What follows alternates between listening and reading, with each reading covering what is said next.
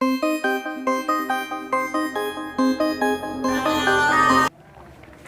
Dear student, कैसे हो आप सभी लोग। मैं हूं डीआरएक्स दिवेश पाल और आज की क्लास में आपका बहुत बहुत स्वागत है। आज हम लोग पढ़ने वाले सेल साइकिल यानी कि कोशिका चक्र। इससे पहले हम लोगों ने कोशिका विभाजन जो चैप्टर है उसका इंट्रोडक्शन हम लोगों ने देख लिया था। तो हम लोगों ने बात करी थी सेल जब भी डिवाइड होंगी दो चीज़ करेंगी। पहली चीज़ क्या करेंगी, सेल साइकिल, और उसके बाद रेप्लिकेशन, और उसके बाद फिर ग्रोथ वगैरह करेंगी। तो चलिए सेल साइकिल देखते हैं हम लोग। तो सेल साइकिल के जो है ना दो फेस होते हैं, तो हम लोग देख लेते कौन कौन से होते हैं। पहला तो होता है अंतरावस्था। पढ़ा होगा आप लोगों ने या सुना होगा, क्योंकि कई बार यहाँ से क्वेश्चन आए हुए हैं। अंतरावस्था या इसको हम लोग कह देते हैं विश्राम अवस्था। ऐसा क्यों? क्योंकि यहाँ पे कोशिका जो है विश्राम करती है, यानी आराम करती है। और आप लोग भी आराम करते हो और वो भी हद से ज़्यादा करते हो, तो उसी प्रकार ये भी जो है आराम करती है यहाँ पे। हालांकि थोड़ा बहुत काम करती है।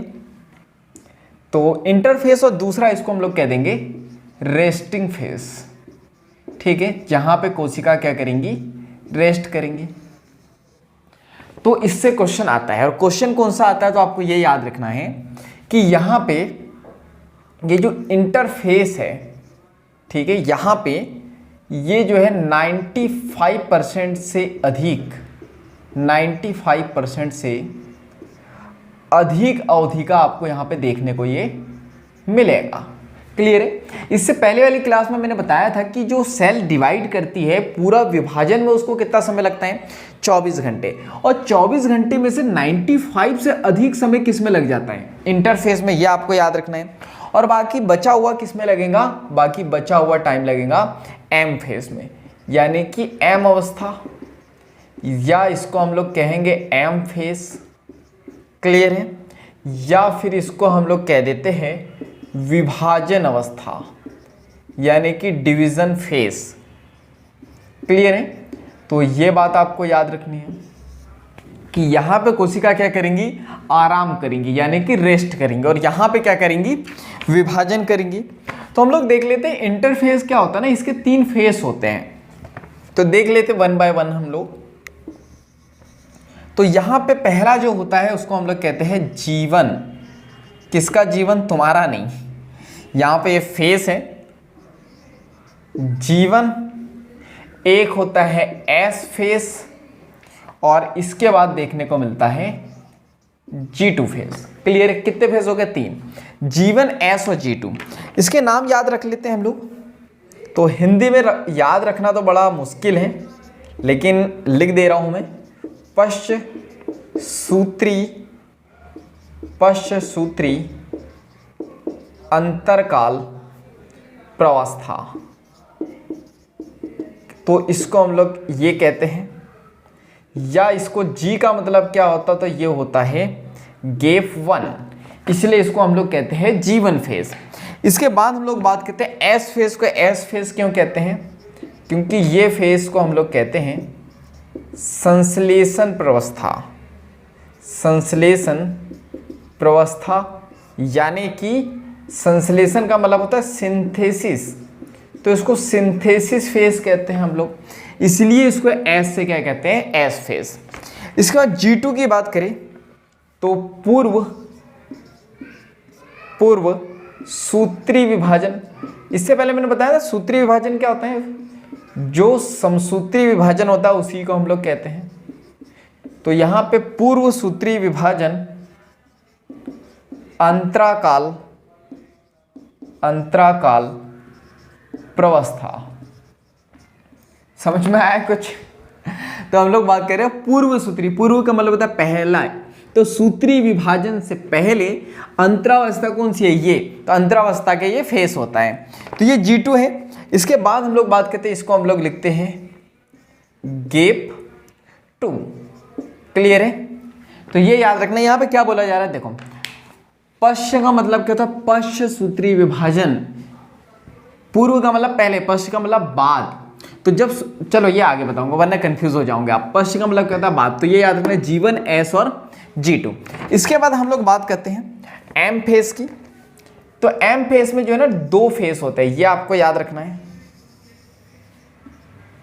तो यहां पे देखो, सबसे पहले हम लोग यहां पे बात करते हैं तो स्टेप फर्स्ट चरण भी बोल सकते हो आप, और इस चरण को हम लोग कहेंगे केंद्रक विभाजन। केंद्रक विभाजन यानी इसको हम लोग कहते हैं कैरियोकाइनेसिस। क्लियर? क्या कहते हैं? कैरियोकाइनेसिस। देखो मैं अभी लेक्चर ले रहा हूँ ना, कोई बच्चा रो रहा है चैपो, तो उसको इग्नोर करते हुए लेक्चर पे ध्यान देना, क्योंकि बचपन में आप भी रोए होंगे चैपो करते हुए। तो स्टेप 2 यानी चरण सेकंड। तो सेकंड चरण की बात करें तो इसको हम लोग कहते हैं कोशिका द्रव्य विभाजन। कोशिका द्रव्य विभाजन यानी इसको हम लोग यहाँ पे कहते हैं साइटोकाइनेसिस। तो ये टर्मिनोलॉजी इंपॉर्टेंट है, आपको पता होना चाहिए, आगे हम लोग देखेंगे। और एक चीज इंपॉर्टेंट आपको ये क्या याद रखनी है, देखो सेल आपने देखी होंगी, ये होता है केंद्रक और ये होता है यहाँ पे कोशिका द्रव्य, और यहाँ पे ये क्या होता है केंद्रक। तो कोशिका कभी भी जो है ना यहाँ से डिवाइड नहीं होंगी, कहाँ से होंगी? यहाँ से।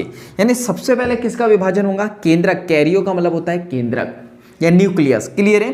तो सबसे पहले केंद्रक का विभाजन होगा, उसके बाद यहाँ पे फिर ये जो साइटोप्लाज्म में इसका डिवीजन होगा। क्लियर है? तो ज़्यादा कुछ देखा नहीं। अच्छा ये याद रखना, यहाँ पे 95 से अधिक समय लगा, यानी ये जो है ना एग्जाम में 96 से भी पूछ सकते हैं। देखो इसीलिए जो है यहाँ पे छोटी छोटी चीज़ों पे ध्यान देना होता है। आपको डिजिट क्या दिया जा रहा है, नंबर क्या है 95। एग्जाम में आएगा तो आप क्या लगाओगे 95, लेकिन एग्जाम में 96 आ गया तो फिर क्या करोगे? तो याद रखना इन्होंने बोला 95 से अधिक, इसीलिए आपको अधिकतर बुकों में एनसीईआरटी माता को छोड़ के जो दूसरी बुक है उसमें आपको 96% दिया है, यानी 96%। लेकिन एनसीईआरटी माता ने आपको थोड़ा कंफ्यूज करने की कोशिश की है, तो यहाँ पर क्या लिखा है 95% से अधिक। तो याद रखना एग्जाम में 96 आ गया फिर भी आप ये लगाओगे, यानी वो राइट है। तो बचा कुछ मान लो 4 से 5% इसमें लग जाएगा। तो 4 से 5% अगर अप्रॉक्स मान ले हम लोग, अगर परसेंटेज में ना निकाले तो क्या 1 घंटा 1 आवर्स। हमारी जो सेल है एनिमल सेल की बात करें 24 घंटे लगते हैं। अगर 24 घंटे में से अगर आप 95 घंटे इनमें डाल दोगे तो बचा कुछ लगभग 1 घंटे ही बचेगा। तो 1 घंटे में क्या हो जाती है, पूरी सेल डिवाइड हो जाती है। बाकी 95% या 95 से अधिक समय कहाँ लग जाता है उसको, इंटरफेस में। क्लियर है? इंटरफेस के 3 फेज G1, S और G2। याद रखना पहले जो है केंद्रक का विभाजन होता है, उसके बाद किसका होता है, कोशिका द्रव्य का। क्लियर है? तो करना क्या है, लेना है छोटा सा ब्रेक। तो आप भी लीजिए छोटा सा ब्रेक, पानी पी लीजिए, और मैं भी जब तक बोर्ड को रब करता हूं तो बाकी हम लोग मिलते हैं ब्रेक के बाद।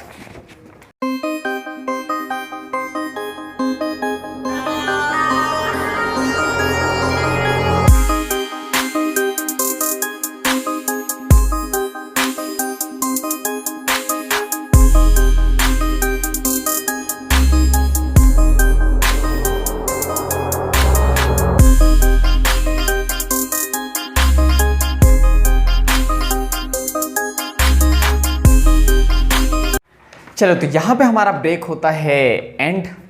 तो चलिए स्टार्ट करते हैं हम लोग। तो ये मैंने बनाया सेल साइकिल, और ड्राइंग गंदी है तो उतनी अच्छी समझना मत, क्योंकि हमारे पास नहीं है ना चूड़ी वगैरह कि हम लोग बोर्ड पे जो है लड़कियों जैसे चूड़ी लगा दें और उससे फिर घुमाएं। आप घर पे आराम से चूड़ी से, सिक्के से, जिससे करना है आपको उससे आप कर सकते हो, लेकिन यहाँ पे आपको मैनेज करना पड़ेगा। चलो तो हम लोगों ने देखा था सेल साइकिल के 3 फेज। तो ये देखे हम लोगों ने, एक इंटरफेस में क्या होता है G1, S और G2, और फिर क्या होता है सेल डिवाइड कहाँ करती है, M फेज में।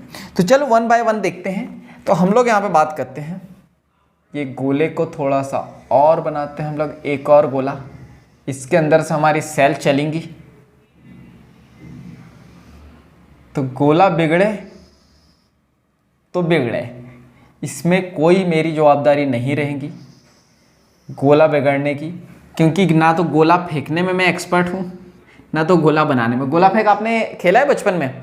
स्कूल में जो है गोला फेंक जो है एक एक्टिविटी होती थी, एक गेम होता था। कुछ लोगों ने गोला फेंक खेला होगा स्कूल में, कुछ लोगों ने नहीं खेला होगा। चलो तो इंटेलिजेंट बच्चों ने नहीं खेला होगा। क्योंकि ऐसे लोग सिर्फ और सिर्फ जो है ना पढ़ाई पे ध्यान देते हैं। चलो, तो हम लोग यहाँ पे बात करते हैं जीवन। तो यहाँ पे सेल एंटर करेंगे, तो ये सेल ने एंटर कर दी कहाँ पे, जीवन में। तो हम लोग बात करते हैं जीवन में होगा क्या क्या। अब देखो तुम्हारे जीवन में क्या क्या होगा उसका एनसीईआरटी माता या जो है एनटीए को कोई मतलब नहीं कि आपके जीवन में क्या क्या हो रहा है, लेकिन इस जीवन में क्या क्या हो रहा है वो याद रखना है, यहाँ से क्वेश्चन आएंगे। तो हम लोग बात करते हैं जो कोशिका है, कोशिका उपापचयी रूप से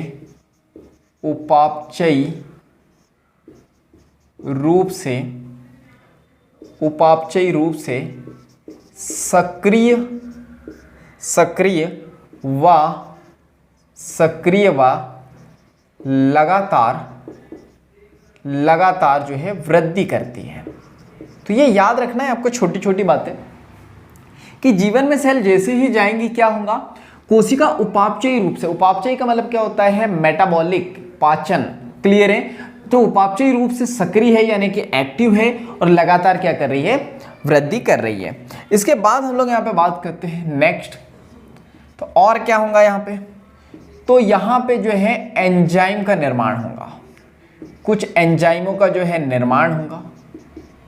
तो ये आपको याद रखना है क्योंकि जरूरी है कुछ एंजाइम, क्यों जरूरी है आगे देखेंगे हम लोग। अच्छा, ये तो मैं बता ही चुका हूँ, इसको संश्लेषण अवस्था कहते हैं, सिंथेसिस। अगर आगे कुछ बनाना है, संश्लेषण का मतलब होता है कुछ बनाना, तो घर पे अगर कुछ बनाओगे तो उसके लिए पहले भी, तो जैसे नमकीन बनाना है आपको तो उससे पहले बेसन वगैरह या बहुत सारी चीज़ें बनानी पड़ेंगी ना। तो ये जो है एंजाइम का यहाँ पे निर्माण होता है। इसके बाद हम लोग यहाँ पे बात करते हैं और क्या बनेगा, तो यहाँ पे आरएनए व प्रोटीन संश्लेषण होता है, आरएनए व प्रोटीन संश्लेषण जगह की कमी, ठीक है। तो क्या क्या होगा, आरएनए व प्रोटीन का संश्लेषण होगा। क्यों, क्योंकि इसको यहीं थोड़ी रहना है, जीवन से कहाँ जाएगा, एस पे, तो सफ़र पे जाएगा या यात्रा करने जाएगा। तो अगर आप कहीं जाते हो तो क्या करते हो, सबसे पहले कुछ ना कुछ तो बनाते हो ना खाने पीने में, आरएनए व प्रोटीन, नमकीन, आप क्या बनाते हो, नमकीन, चिप्स, पापड़, लड्डू, मैगी, कुछ लोग मैगी ले जाते हैं। तो जो भी आपको बनाना है आप ले जाते हो। तो यहाँ पे भी जो है एंजाइम का निर्माण होगा, आरएनए व प्रोटीन का संश्लेषण हो जाएगा।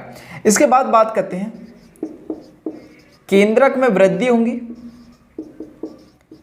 केंद्रक में वृद्धि होगी। क्यों, देखो आरएनए कहाँ बन रहा है, केंद्रक में बन रहा है। प्रोटीन भी चलो ठीक है, वो प्रोटीन को आप जहाँ समझते हो ना वही बनता है, कहाँ पे, राइबोसोम में, और राइबोसोम कहाँ होता है, बाहर, क्लियर है। तो प्रोटीन तो बन ही रहा है, कुछ एंजाइम तो बन ही रहे हैं, तो केंद्रक भी क्या होगा, उसका साइज भी बढ़ेगा। तो केंद्रक में वृद्धि हो जाती है। इसके बाद हम लोग बात करते हैं जब आप कहीं जाते हो, ट्रेन वगैरह से आपको जो है कल जाना है, तो आज डिसाइड करते हो ना यार जाना भी है या नहीं जाना है।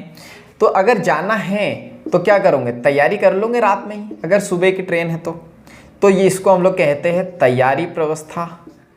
और क्या करोगे, सबसे पहले तो निर्णय लोगे ना कि जाना भी है या नहीं जाना है, ट्रेन सही समय पे आएंगी या नहीं आएंगी, जिस काम से जा रहे हैं वो काम होगा भी या नहीं होगा, जिससे मिलने जा रहे हैं वो कहीं किसी और के साथ तो मिलने नहीं चली गई है या चले गए हैं। तो ये याद रखना कि ये निर्णय व्यवस्था होती है, क्लियर है। चलो, इसके बाद हम लोग यहाँ पे बात करते हैं नेक्स्ट, जीवन से अब सेल कहाँ जाएंगी, एस में। खाना पीना सब बना लिया है, निर्णय ले लिया है, पैकिंग वैकिंग सब हो गई है। अब ये आ जाता है एस अवस्था में। एस में क्या होता है, तो आपको ये याद रखना, यहाँ पे जो डीएनए है, डीएनए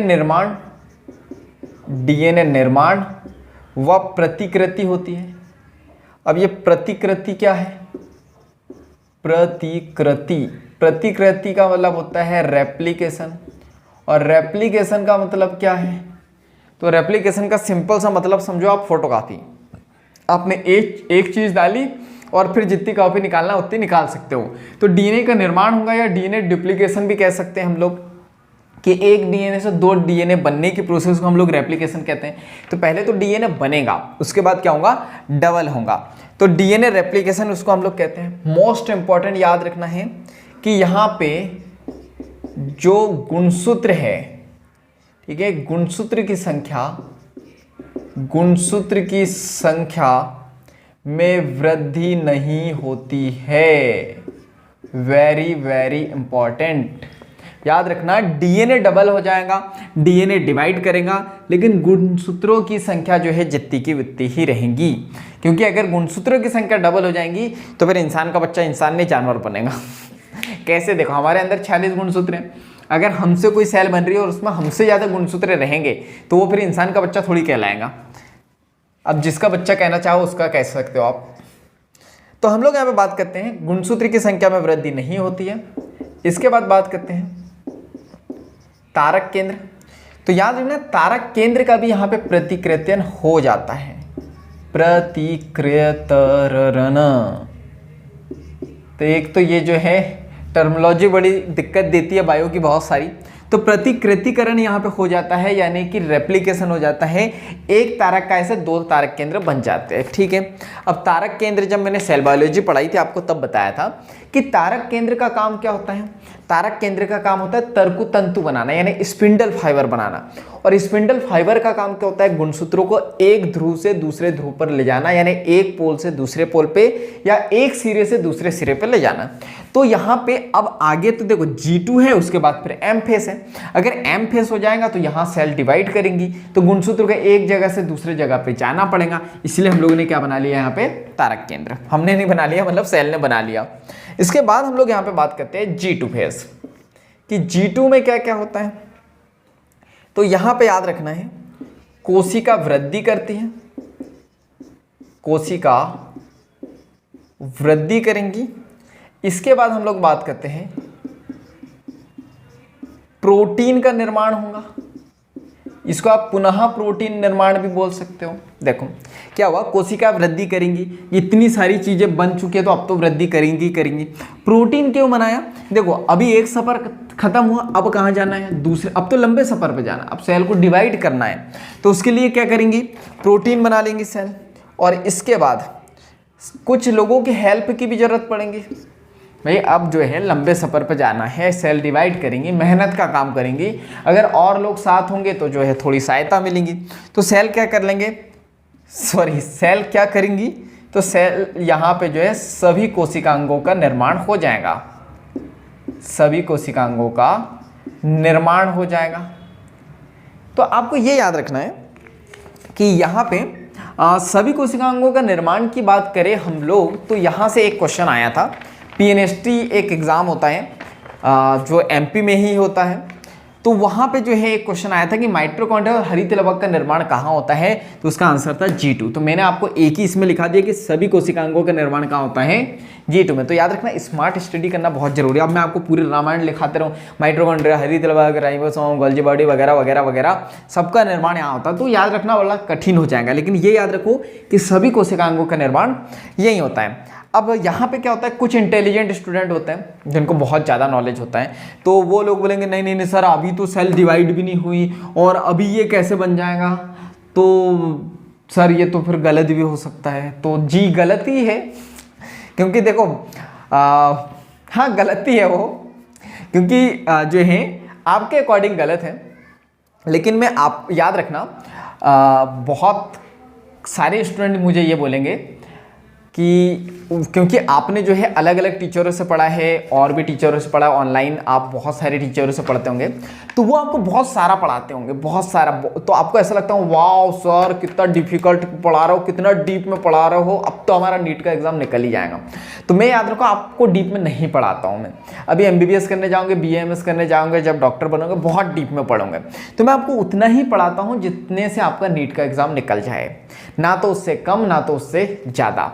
और मैं आपको बोलता हूं, और मेरे भी जो नोट्स अगर आप देखोगे प्रॉपर, तो NCERT से ना तो मैं कम पढ़ाता हूं ना तो NCERT से ज़्यादा पढ़ाता हूं। हाँ थोड़ा सा NCERT के अलावा मैं जो ऐड करता हूं, मुझे लगता है कि यहाँ से क्वेश्चन आ सकते हैं, वही ऐड करता हूं।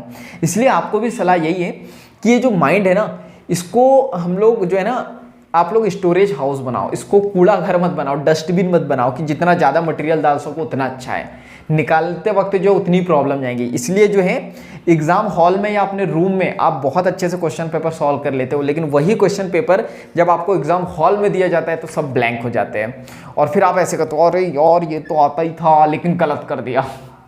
तो ये इसी वजह से होता है, इसलिए लिमिटेड डाटा याद रखो। चलो ये डाउट मैं क्लियर करा देता हूँ। सभी कोशिकांगों का निर्माण, तो देखो यहाँ पे पूरी तरीके से नहीं होता है, मतलब ये बोल सकते हैं कि यहाँ कुछ रॉ मटेरियल बनता है, जैसे हम लोग नमकीन बनाते हैं तो फाइनल तो कब होता है, जब उसको तल लेते हैं तब, लेकिन उससे पहले तो सामग्री पूरी इकट्ठा करते हैं ना हम लोग, पूरा मटेरियल एक साथ जमा करते हैं, तो वही वाला फॉर्म यहाँ होता है, वो आगे जाके ही कंप्लीट बनता है। लेकिन क्वेश्चन अगर आपको ऐसा आए कि कहाँ बनते हैं तो उसका आंसर आपको G2 ही लगाना है। क्लियर है? बाबा गूगल भी करेंगे तो वही उगलेंगे, लेकिन याद रखना बाबा गूगल बहुत ज़्यादा उगलते हैं, तो एक लिमिटेड डाटा ही हमको याद रखना है। चलो नेक्स्ट देखते हैं, तो इसमें तो इतना ही याद रखना है। इसके बाद हम लोग यहाँ पे बात करते हैं नेक्स्ट, तो ये 3 चीज़ें हम लोग याद रख सकते हैं। अब यहाँ पे एम फेस है, सेल यहाँ पे डिवाइड करेंगी, जो हम लोग आगे देखेंगे। अब कुछ लोगों को अभी भी डाउट आ रहा होगा, सर आपने ये सब पढ़ा दिया लेकिन वो तो पढ़ा ही नहीं, जो हम लोग सुनने को बेताब है, या हमने जो है और भी जगह से पढ़ा है, और ये जो खाली जगह है ये किस चीज़ की है, तो ये है G0 की। क्लियर है? आपको ये याद रखना, मैंने इससे पहले सेल साइकिल का आपको एक बेसिक इंट्रोडक्शन दिया, क्यों? ताकि आप कंफ्यूज ना हो। तो याद रखना ये G0 जो है ना सेल साइकिल में नहीं आती है। सेल साइकिल की बात करें, मैंने क्या बताया, 1 2 3 इंटरफेस G1 S और G2, और ये जो एम फेस है वो क्या है हमारा एम फेस यानी कि डिवीजन फेस। तो फिर ये G0 क्या है? देखो क्या होता है, कई बार अगर मान लो जैसे ये जो मैंने बोला निर्णय प्रवस्था है, कौन सी? G1।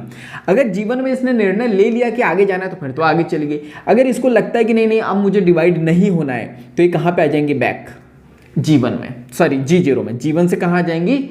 G0 में। तो चलो देखते हैं, यहाँ पे अगर सेल आ गई तो क्या होगा। मान लो सेल यहाँ पे आ गई, यहाँ पे आएंगी और फिर क्या होगा, ये बाहर हो जाएंगी। ठीक है, सेल साइकिल से क्या हो जाएंगी? बाहर हो जाएंगी। तो आपने देखा होगा जैसे पस सेल जिसे कहते हैं, मवाद कोशिका कहते हैं, शरीर में जो है ना जो वेस्ट सेल होती है, अगर जो डिवाइड नहीं करती है, कभी चोट वोट लग जाती है ये जॉइंट वगैरह पे, डॉक्टर बोलते हैं इसको हिलाना मत, हम हिला लेते हैं, या पानी से नहा लेते हैं, तो जो मवाद निकलता है, पस निकलता है, तो वो वेस्ट सेल होती है जो सेल साइकिल को छोड़ के क्या हो जाती है? बाहर हो जाती है। तो चलो हम लोग बात करते हैं कि G0 में फिर क्या होगा। तो हम लोग यहाँ पे बात करते हैं, पहली बात तो ये जो तू टिक्कम, ओ सॉरी ये तो गाना है। चलो, तो शांत अवस्था, या इसको हम लोग कहते हैं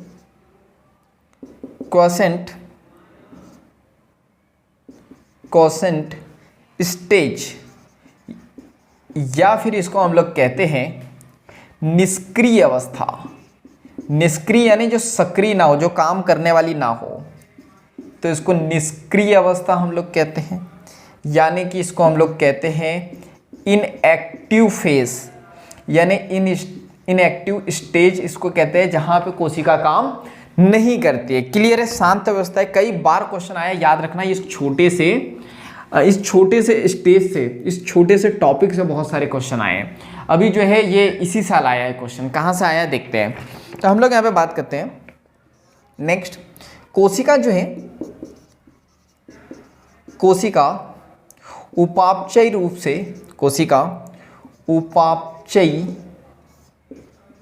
से सक्रिय होती है। कोशिका उपापचय रूप से सक्रिय होती है, मोस्ट इंपॉर्टेंट याद रखना है, लेकिन विभाजित नहीं होती है। Very very important. अभी इसी साल क्वेश्चन आया है 2023 में, 2022-23 वाले, इसमें देखो क्या बोला है। और उन्होंने क्या किया था पता है आपको, यहाँ पे पूरी लाइन यही थी, एनसीईआरटी की पूरी लाइन यही थी, सिर्फ यहाँ सक्रिय की जगह असक्रिय लिख दिया था। और हम हैं इंटेलिजेंट लोग, हमको लगता है अरे ये तो पढ़ा ही है, राइट लगाओ, लेकिन हम छोटी छोटी चीज़ों पे ध्यान नहीं देते। क्या बोला जा रहा है, कोशिका उपापचयी रूप से सक्रिय है, यानी मेटाबॉलिकली ये जो है एक्टिव है, काम कर सकती है, लेकिन ये विभाजित नहीं करती है। क्लियर है? ये याद रखना है। दूसरा पॉइंट आपको याद रखना है, लेकिन ये एक्टिव है, तो यहां पे इनका जीव की आवश्यकता अनुसार,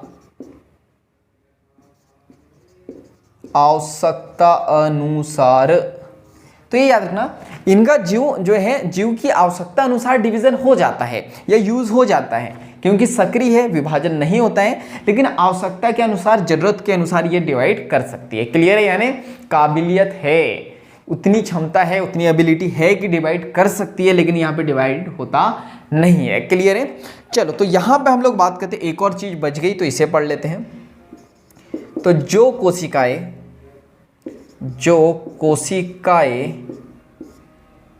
विभाजित, हालांकि मैं बता चुका हूं आपको, थ्योरी के रूप में लिखा दे रहा हूं, जो कोशिकाएं विभाजित नहीं होती है, जो कोशिकाएं विभाजित नहीं होती है वो आ जाती है G0 में पहुंच जाती है। ये मैं आपको समझा चुका हूं कि जो कोशिका डिवाइड नहीं होती है जीवन से कहाँ आ जाती है, सॉरी जीवन, हाँ सही बोला, जीवन से कहाँ आ जाती है, G0 में।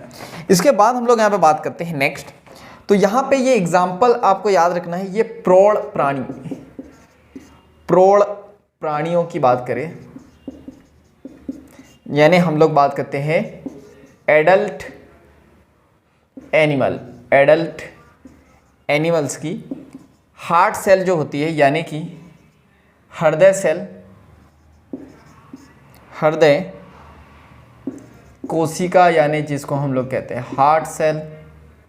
तो यहाँ पे ये देखने को मिलेंगे, कहाँ पे, हार्ट सेल में। लेकिन क्वेश्चन ये आता है, ये एडल्ट एनिमल क्या होते हैं, प्रौढ़ प्राणी क्या होते हैं, तो ये कमेंट्स बॉक्स में आपको बताना है। क्लियर है कि एडल्ट एनिमल क्या होते हैं। तो लगभग यहाँ पे सारी चीज़ें हम लोग देख चुके हैं। तो अब क्या बचा, अब एक चीज़ बच गई जो आपके लिए बहुत इंपॉर्टेंट है। क्या, तो यहाँ पे बच गई एक ट्रिक। ठीक है, इसको आपको ट्रिक के द्वारा याद रखना है। देखो, पढ़ाई का सबसे बेस्ट तरीका ये होता है कि नए डाटे को आप पुराने डाटे से जोड़ दो। इसको आप रटोगे, इसको याद करोगे, शायद आप भूल जाओ, लेकिन ऐसा डाटा जो आपके माइंड में पहले से रजिस्टर्ड है, अगर आप उसको इससे कनेक्ट कर दोगे तो आपको इजीली याद हो जाएगा। चलो देखते हैं। तो हम लोग यहाँ पे बात करते हैं। देखो, ये एक सुंदर सा बेचारा लड़का है, लड़का या लड़की जो भी आप हो समझ लेना। ये बेचारे की हेयर स्टाइल बड़ा सुंदर सा है। हाँ, तो ये आप ही मान लो कि आप ही हो ये। ठीक है, ये इसका दिल भी कितना पागल है, हाँ पागल है इसका दिल। चलो, तो हम लोग बात करते हैं, ये है। अब यहाँ पे हम लोग बात करते हैं, ये कोशिका उपापचय रूप से सक्रिय व लगातार वृद्धि कर रहे हैं। तो ये भाई साहब एक्टिव तो है, इसका बचपना है, बहुत ज़्यादा मस्ती करता है, एक्टिव लड़का है, और ये जो है धीरे धीरे इसकी उम्र बढ़ भी रही है, यानी ये क्या कर रहा है, वृद्धि भी कर रहा है। अब हम लोग यहाँ पे बात करते हैं, इसको जाना है अपने मामा के घर। कहाँ जाना है, अपने मामा के घर। तो अब मामा के घर जाना है, लेकिन अब ये सोच रहा है कि यार मामा के घर तो जाना है, लेकिन 3-4 दिन की छुट्टी हो जाएंगी, तो जाऊं या नहीं जाऊं। तो ये निर्णय लेगा कि यार जाऊं या नहीं जाऊं। फिर सोचता है अरे ठीक है यार, स्कूल तो लगे ही रहता है, मस्ती करते हैं। तो ये निर्णय लेता है कि जाना है। तो जाने से एक रात पहले जो है ये तैयारी कर लेता है, और यहाँ पे ये जो है क्या क्या बनाता है साथ में, ये जो है नमकीन मैगी जो भी रखना है इसको सब रख लेता है, यानी कि बना लेता है। तो ये प्रोटीन, लिपिड और एंजाइम का यहाँ पे निर्माण हो जाता है, ये याद रखना है। ठीक है, मामा के घर गया। तो जैसे ही मामा के घर गया तो यहाँ पे ये 1 से 2 हो गए। कैसे, मामा का भी तो लड़का मिल गया इसको, तो इसीलिए तो गया था कि ताकि मस्ती करने को मिले। तो ये 1 से 2 हो गया। तो याद रखना यहाँ पे डीएनए क्या हो जाता है, 1 से 2 हो जाता है। याद रखना 1 से 2 हो गया, लेकिन अगर मामा चॉकलेट दे तो इसका डिवीजन नहीं होता है, जिसकी चॉकलेट वही खाएगा, ये कोई डिवाइड नहीं करेगा। तो याद रखना गुणसूत्र का डिवीजन नहीं होता है। ठीक है, तो आपको ये याद रखना। लेकिन जब रात में सोते हैं, जो पलंग है इसका बंटवारा हो जाता है कि ठीक है भाई, एक पलंग है, अपन दोनों साथ में सो जाएंगे, तो तारक केंद्र का डिवीजन हो जाता है। क्लियर है। अब छुट्टी बीत गई, छुट्टियां जो है बीत गई, अब रिटर्न आना था। और आपको पता है, आप भी आपके मामा के घर से आए होंगे, तो जो है हमारी नानी और नाना और जितने भी जो आसपास के मामा मौसी ये वो रहते हैं, बहुत सारे लोग आ जाते हैं, पूरी भीड़ जमा हो जाती है। तो अगर पूरी भीड़ जमा हो जा रही है, इसका मतलब क्या होता जा रहा है, सभी कोशिकांगों का निर्माण हो जा रहा है, भीड़ बढ़ जा रही है, यानी कोशिका वृद्धि कर रही है। और यहाँ पे जो है अब लड़का जा रहा है, तो नानी को बड़ा प्यार, तो इसके लिए जो है लड्डू, पेड़े, चिप्स, बहुत सारी चीज़ें बना दी है, यानी कि प्रोटीन का निर्माण हो गया है क्योंकि इसको सफ़र पे जाना है। क्लियर है? तो इस ट्रिक के द्वारा जो है आप पूरे सेल साइकिल को याद रख सकते हो। क्या देखा हम लोगों ने ट्रिक, एक बार फिर से बता देता हूँ मैं। लड़का है, ये एक्टिव है, मस्ती करता है, वृद्धि कर रहा है, धीरे धीरे बढ़ रहा है। ये निर्णय लेता है कि यार मामा के घर पे जाना चाहिए, तो ये नमकीन पेड़ वगैरह बना लेते हैं, यानी प्रोटीन, लिपिड, प्रोटीन, आरएनए और एंजाइम वगैरह बना लेते हैं। केंद्रक में वृद्धि हो रही है, यानी धीरे धीरे बढ़ रहा है। पैकिंग कर ली इसने, मामा के घर गया तो 1 से 2 हो गया क्योंकि मामा का लड़का मिल गया। चॉकलेट का डिवीजन नहीं होता है, बेड यानी पलंग का डिवीजन हो जाता है, यानी तारक केंद्र का डिवीजन नहीं होता, डीएनए और तारक केंद्र का हो जाता है। रिटर्न अपने घर आना है, मामा, मौसी, नाना, ढेर सारे लोग आ जाते हैं, यानी कि कोशिका वृद्धि करती है। और जो है नानी बहुत सारी चीज़ें बना देती है, यानी प्रोटीन का निर्माण होता है, बहुत सारे लोग जमा हो जाते है, यानी सभी कोशिकांगों का निर्माण हो जाता है। तो इस ट्रिक से जो है सेल साइकिल आप पूरी अच्छे से पढ़ सकते हो और याद रखना। इसके बाद हम लोग पढ़ेंगे समसूत्री विभाजन, अर्धसूत्री विभाजन। तो इस ट्रिक को आगे ले जाना है। अब इस बच्चे को हम लोग डालेंगे स्कूल में, इसको पढ़ाएंगे, फिर कॉलेज भेजेंगे, फिर इसकी शादी कराएंगे, फिर इसकी बीवी, और ये कहीं घूमने वूमने जाएंगे, और इसके बाद फिर इनको बच्चा होगा, फिर झगड़ा होगा, फिर डिवोर्स होगा, और डिवोर्स होने के बाद में ये दोनों अलग हो जाएंगे और हमारा भी सेल साइकिल मतलब सेल डिवीजन जो है समाप्त हो जाएगा। तो ये ट्रिक जो है ना, मतलब ऐसा नहीं कि इसको भूल गए, इसको याद रखना। तो इसी को हम लोग आगे कंटिन्यू करने वाले हैं। तो चलिए आज के लिए इतना ही।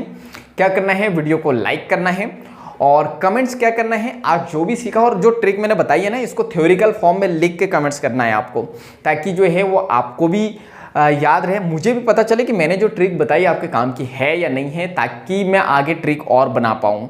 क्लियर है? तो आपको थ्योरिकल फॉर्म में लिखना और भी लोगों की मदद हो सके, और सभी को लिखना है। ऐसा नहीं कि एक ने लिख दिया, बोला हाँ चलो ठीक है सबका हो गया। ठीक है, तो कमेंट्स करना है आपको, और इस वीडियो को ज़्यादा से ज़्यादा शेयर कर देना है, क्योंकि जब हम दूसरों की हेल्प करते हैं तो ये नेचर हमारी हेल्प करते हैं। और नए हो चैनल पे तो जल्दी से सब्सक्राइब कर दो, बेल आइकन को दबा दो, ताकि ऐसे वैल्यूबल वीडियो की नोटिफिकेशन सबसे पहले आपको मिलते रहे। तो बाकी हम लोग मिलेंगे नेक्स्ट वीडियो में, इस तरह हंसते हुए, मुस्कुराते हुए, मस्ती करते हुए, एंजॉय करते हुए। चलो, तो बाकी हम लोग मिलेंगे नेक्स्ट वीडियो में। जब तक के लिए thank you, bye bye and go for success.